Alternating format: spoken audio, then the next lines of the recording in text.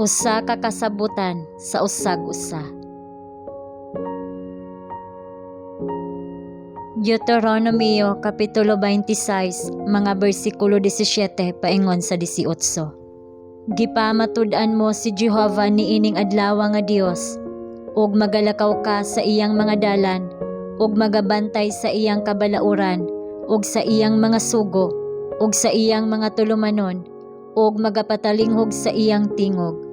Si Jehova nagpamatuod niining adlaw nga ikaw mao ang katawhan alang kaniya, ingon sa iyang saad kanimo, ug nga magbantay ka sa tanan nga mga sugo niya.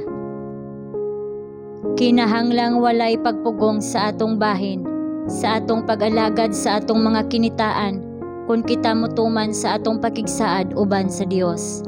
Ang katuyuan sa tanang mga sugo sa Dios mao ang pagpadayag sa katungdanan sa tawo, dili lamang ngadto sa Dios, apan ngadto sa iyang isig katawo.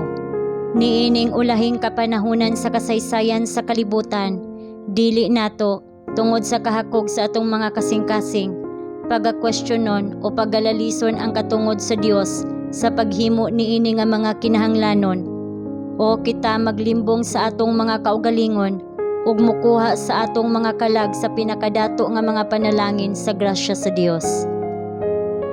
Ang kasing-kasing ug hunahuna ug kalag kinahanglan nga mahiusa sa kabubuton sa Dios.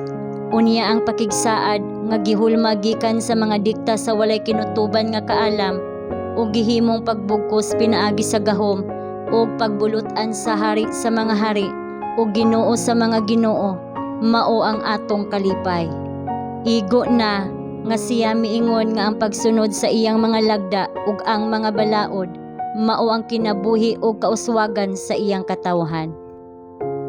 Ang mga panalangin sa pakigsaad sa Dios managsama. Gidawat sa Dios kadtong magabuhat alang sa himaya sa iyang ngalan, sa paghimo sa iyang ngalan nga usa ka pagdayeg sa usa ka kalibutan sa apostasiya ug pagsimba sa mga Dios-Dios.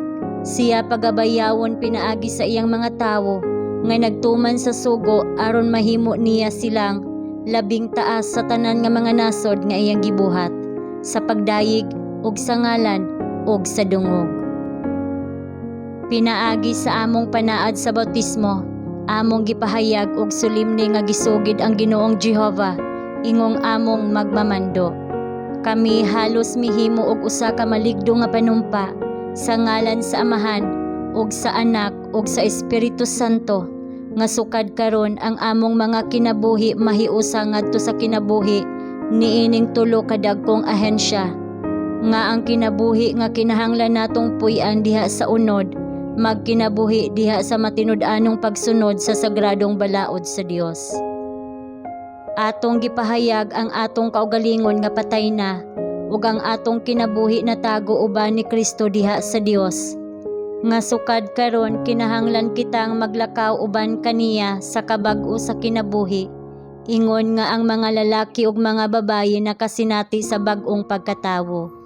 Atong giila ang pakigsaad sa Dios uban kanato, ug misaad sa atong kaugalingon sa pagpangita ni adtong mga butang nga atoa sa itaas, diin si Kristo nagalingkod sa tuo nga kamot sa Dios.